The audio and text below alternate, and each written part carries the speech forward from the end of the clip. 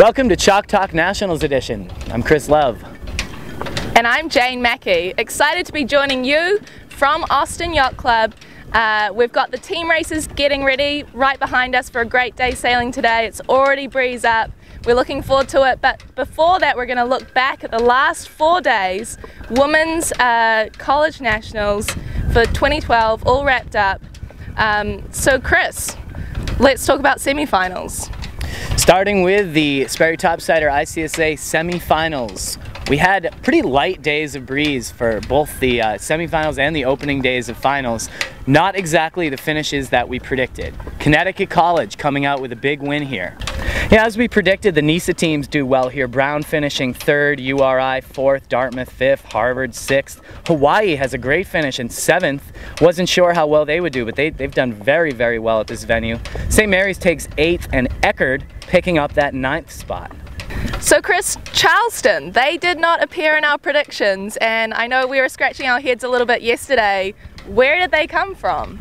So this is kind of a funny situation. We had University of Illinois Chicago did not come to the event. They couldn't come. They didn't even register for the event. And so very last minute, the ICSA competition committee got together and it went to them who was going to get that berth instead. And because of the way it went down, they got to pick who they thought the most competitive team would be, who didn't already have a berth. And I think it ended up being a pretty good pick because Charleston did finish 2nd, only 10 points out of winning the event. Now don't confuse this with some of the other berth selections we've been talking about this season. Remember that Columbia picked up a co-ed berth after ICSA didn't have enough teams at their qualifier. We also had Oregon picking up a team race berth after UW won the berth for team racing. They registered and then they backed out. And because of that and the kind of convoluted ICSA documents, that meant that they got to keep it in district and pass it to the next qualifying team, which was Oregon. In this case, UIC did not register. They didn't say anything. And so the whole district actually lost that berth, which is kind of a phenomenal thing. But I think overall it ended up doing good things for the event, except Hobart William Smith finished 10th. Without Charleston there, I would say they probably would have been qualifying and we would have seen them at finals. So Chris, with those final scores from the semis, does that mean that I win the prediction contest? It does. It's not over, of course. We have 2 more events to pick, but yes, you have won the prediction contest this year. Congratulations. Yeah. It's a great win.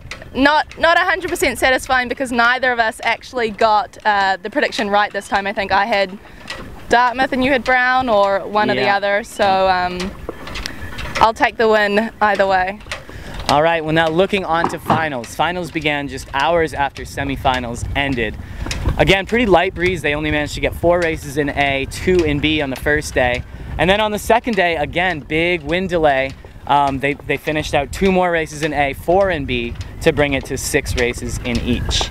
So going into the last day, BC led Georgetown by 1 point with Yale and URI not far behind. With good breeze for racing on this finals day, it was the best breeze of the regatta. The top 4 pulled away from the 5th place spot. Exciting to watch these 4 jostling for the top spots. And it was really up and down. We saw Georgetown shift from 2nd back to 4th, with Yale close and URI jostling for that 1st place against BC. So going into the final race, it could have been any one of these top 4 teams' regatta to take away, with just a 10-point spread down to the B division races.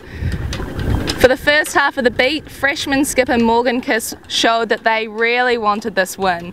Morgan Kiss and her freshman crew Urshka Kosur managed to position themselves far enough in front that no one would catch them for the rest of the race. They really had done all they could to get their team in a good position to try and win this regatta. They had to beat BC and URI by about 9 points to win the regatta overall. And at the first mark, BC and URI rounded deep enough to give them the win. But it's never over till it's over, as we all know in sailing. And senior Brianna Pravancha and freshman Beth Barnard sailed through the pressure to secure the win overall for their team and they're placed second in B Division. Well, B Division always gets all the glory sailing last, but of course A Division definitely more competitive. And not surprisingly, Annie Hager, Sydney Bulger, just like we said, neck and neck. In the last race, Hager takes the win, but Sydney finishes second and wins A Division here at Nationals. Then later last night, these two were, not surprisingly, the only two candidates for the Quantum Female Sailor of the Year. At the end of the night, it was revealed that Bulger was this year's honoree, the first time Sydney Bulger has won this award. You know, these two sailors are very different kinds of college sailors. They both do sail co-ed, but Sydney Bulger was really the dominant women's sailor this year. On the other hand, Annie Hager has a single-hand championship from the fall, and she is really a team leader on an incredibly successful team racing and co-ed team. So the All-American Selection Committee definitely had a tough decision to make, but I think with the A Division win here at Nationals, that put it over the top, and Sydney Bulger takes the 2012 Quantum Female Sailor of the Year. And she was absolutely glowing last night. We got to talk with her briefly after the awards, so here's that now. So Sydney, 2012 Women's Quantum Sailor of the Year, how does it feel? It feels great. It's definitely, I mean, my heart was in my throat as I was waiting, but yeah, no, I'm very happy to be Quantum Women's Sailor of the Year for 2012. And were you really nervous? Did you think it was going to be you? I was extraordinarily nervous, and I mean, I had no idea, to be perfectly honest. Like, Annie has sailed so well this entire year and has been a fierce competitor, and I mean, I'm truly honored to have received the award. So Chris, moving on to team racing, we've got some teams rigging up behind us. Great breeze, better breeze than we've seen in the last couple of days. It's supposed to get up to 20 later today. I think it's already about 15. But not everyone's here, so what's going on? What's going to happen today? So the format for team racing, we've got two groups of 7 teams. They're pre-seeded so that each group should be just about equal. 7 teams are here now. They're going to sail a single round robin, and then when they get off the water, the next group will come in and sail a single round robin again. Pretty high pressure situation here. These teams have 6 races to qualify for the gold fleet. The top 4 from each group of 7 move on to an 8-team gold double round robin, which will hopefully get started today, continue through tomorrow and possibly the 3rd day, depending on what the conditions are. Once that's completed, we move on to Final 4, a single round of the top 4 teams, which will solidify the podium positions. So definitely an exciting format. It can be changed if we run out of breeze, but it doesn't look like that's going to happen here. And we're here to cover it all. That's right, Jane. We'll be out there on the water today. We'll get some of the best races from the first rounds. We'll have them recorded and uploaded almost in real time. So follow the live stream. You'll get live text and photo updates as well as these highlight videos. And then tomorrow we begin our live broadcast. Jane and I on the microphones and a camera here on the end of the dock so you can see everything as it happens straight through to the Final 4. So here, first up to take advantage of this great breeze, we've got in Group 1, St. Mary's College, Roger Williams, Wisconsin, Brown, Charleston, Texas A&M Galveston, Michigan. And in Group 2 later this afternoon, we have BC, Georgetown, Stanford, Hobart, Oregon, Miami, and UC Santa Barbara. So it looks like a pretty even split between Group 1 and Group 2. I think both will be really exciting to watch, some of the best teams in the country here. But I think Group 2 might provide a little extra excitement. You know, this group has Miami in it, who's had such an incredible season.